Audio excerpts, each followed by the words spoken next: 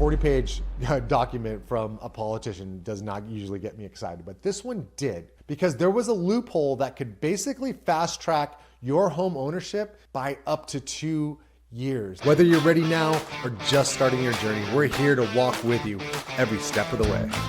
What if I told you that the state of Arizona just wrote a check to you to give you cash to pay for your down payment to buy a home? I'm your host, Des Losberg, and stay until the end because we're going to talk about some legislation that came just down the pipeline here in the state of Arizona that could change people's lives. Now, this legislation was hid in some 40-page document. It was Katie Hobbs' State of the State address.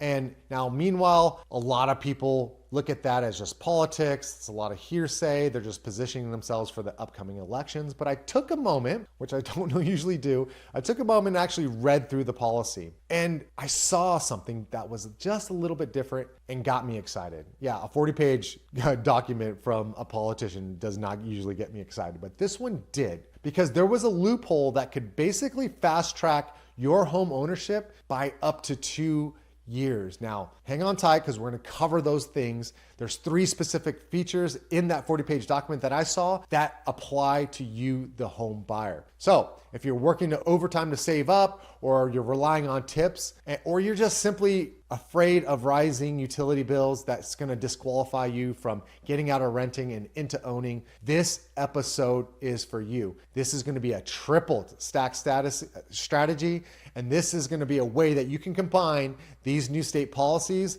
with Azcension Homes and other builders' existing programs, because you're making the buying a home even cheaper than renting in Casa Grande.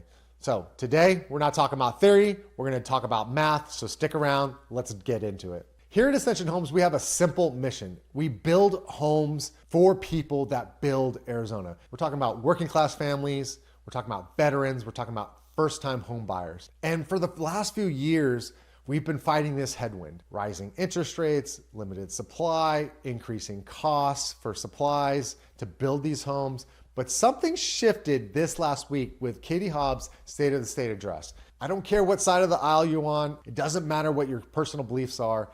Let's talk about the cold hard facts of what could be coming down the pipeline to help you, regardless of what side of the aisle you're on. So during Katie Hobbs' State of the State address, she talked about an Arizona First plan. Now, when I read through the details, I realized this isn't just policy, it's a direct injection of cash into your pocket of certain buyers. And that's most likely you if you're watching this podcast. She focused on 3 things: affordability, water, and housing supply.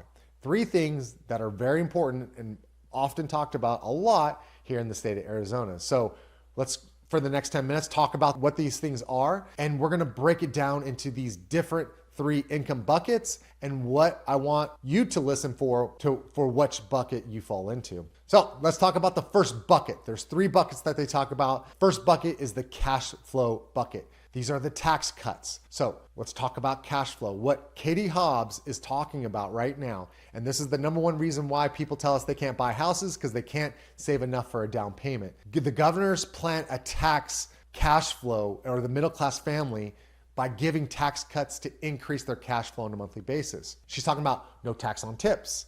She's talking about no tax on overtime.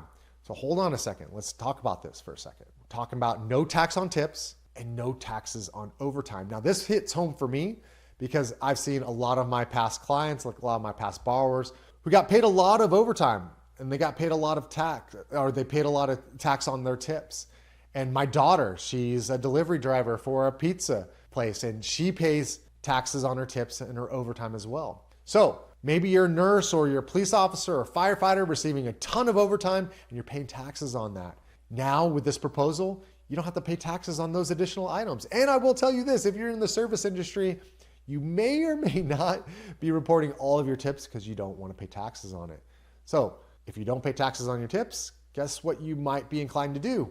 I know my daughter will be inclined to report more of her tips on her taxes and her W-2s if she doesn't have to get to pay taxes on it. So maybe you're one of these service-oriented workers. Maybe you're a firefighter, police officer, nurse who receives a ton of overtime, up to 25, 30% of your total salary and income in overtime. And now you don't have to pay taxes on that. So let's do some real rough back of napkin math. That is $100 to $200 a month that you're putting in your pocket every single month. Now, that might not sound like a lot, but you know what $100 or $200 a month increases in terms of purchasing power? $15, $20, and up to $30,000 in purchasing power. So your $250,000 purchase price just increased to $280,000, or $275,000 just turned into $300,000 in purchasing power if you were paying taxes on that amount. So simply by letting you keep the money you already earned, the state is effectively increasing the size of the home you can buy.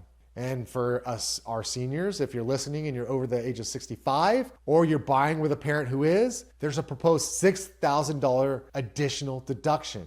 So action step number 1 in this bucket is audit your pay stub. Look at your overtime, look at your tips, calculate what you paid in taxes last year, write that number down, and then put that money away every single month and mark it as your future home fund. All right, now let's talk about bucket number 2. This bucket that we're going to talk about is the monthly survival bucket, utilities. So let's talk about one thing. Buying the house is one thing. Keeping the lights on in Arizona summer is another. Lenders look at something called DTI, or debt to income ratio, especially if you're a veteran. They take your utilities into account. And if your projected monthly expenses are too high, they deny the loan. Or maybe it's your comfort level on how much you pay every single month. Governor Hobbs announced that she's creating an Arizona Affordability Fund. And this specific fund is designed to do 2 things. She's going to help working class families pay utility bills, which by definition will change underwriting guidelines with some lenders eventually over time to allow more income to qualify. And she's going to pay to weatherize homes to lower those utility bills permanently. Now you might be thinking, does Azcension build brand new homes?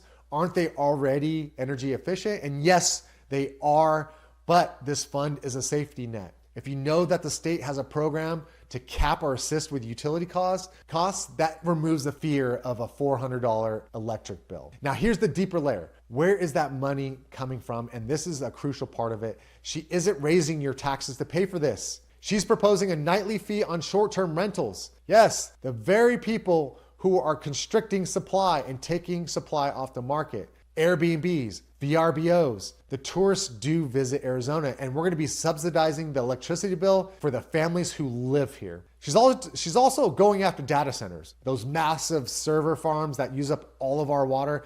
She wants to charge them for a water usage fee and end their tax exemptions. So if you're a local buyer, the tax burden is shifting off of you and onto the industries impacting our housing and water supply.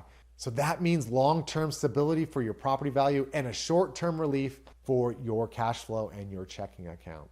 So let's talk about segment number 3, the supply bucket, and what I call somewhat a trap. Before we get to the big reveal, let's talk about this trap. There's a trap hidden in all this good news. The governor announced the Housing Acceleration Fund. So the goal in this acceleration fund is to leverage public and private dollars to build thousands of new affordable units. She says every one of our dollars invested will generate $10 in financing. And that sounds great, right? More supply. But here's the trap. Demand is about to explode.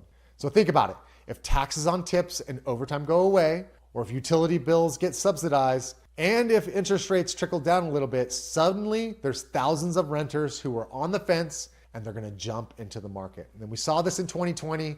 When buying becomes accessible, competition heats up. And when competition heats up, prices goes up. So while the state is trying to increase supply, there's going to be a little bit of a lag time. It takes 6 to 12 months to build these new units, but the demand is going to happen the moment these laws take place. So here is the danger. If you wait for all these homes to be built, you might find yourself priced out again with the surge of new buyers. So get in now before the wave crashes. All right, so here's the big reveal. Let's talk about the triple stack strategy. All right, I promised this to you, and I promised you the math on how this makes buying cheaper than renting. Let's put it all together. Most people look at these programs in isolation. Oh, a tax cut. Oh, a utility grant. But at Azcension, we're going to stack them, and we're going to help you ascend to the next level. So layer number one, the tax cut cash flow. Let's say the new tax cuts save you $200 a month. All right, that is money you were paying to the state, you now get to keep. Layer number two, the second stack, the utility delta, moving from an old inefficient rental apartment to a new weatherized Azcension home, plus the support of a new affordability fund could save you another $100 to $150 a month in energy costs. So right there, we just found $300, $350 a month in your budget that didn't exist before. And layer number three, I'm gonna call this the Azcension Bridge. We offer programs like 100% financing through USDA or VA financing. We have lease purchase options that let you move in today while you build your credit. And here is the reveal. If you're paying $1,800 a month in rent right now, that money is gone, 100% interest, and you never see it again. But if you buy an Azcension home and your mortgage payment is the same amount, if you look at the triple stack strategy, you could actually pay a mortgage of $2,100 a month, and it's gonna be the same as what you pay in rent for your apartment right now.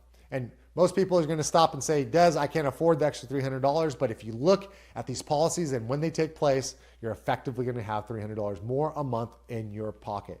And that's going to cover the difference on any mortgage payment versus what you pay in rent. But with our prices and the concessions we give today, your mortgage payment is essentially the same as what you pay in rent right now. So buying the home essentially costs you the same out of pocket monthly as renting, but you're getting to build equity every single month. The state of Arizona just handed you the gap money, and they handed you the difference between renting forever and owning right now. But you have to act before the demand goes up and people enter the market and prices adjust to that demand. So the governor said she wants to bring back the Arizona where working class couple could buy a house and call home, and we're doing that right now. Today. We have homes in Pinal County that fits this exact profile. So here are your orders. Step one, don't wait for the law to pass to get ready. Get your pay stubs organized, identify your overtime and your tips, calculate how much money you're going to save per month. And step two is email us. Go to our website, azcensionhomes.com. That's AZCENSION homes.com. Check out what we have on there, what we have coming down the pipeline with availability, and we can run that math for you. So don't let this moment pass you by. The window is open. Let's walk through it. Again, we're here to help guide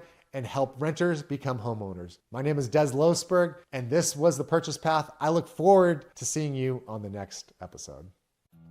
Follow The Purchase Path now on Spotify, Apple, or wherever you listen, and start your journey with Azcension Homes. Your path, your purchase, your time.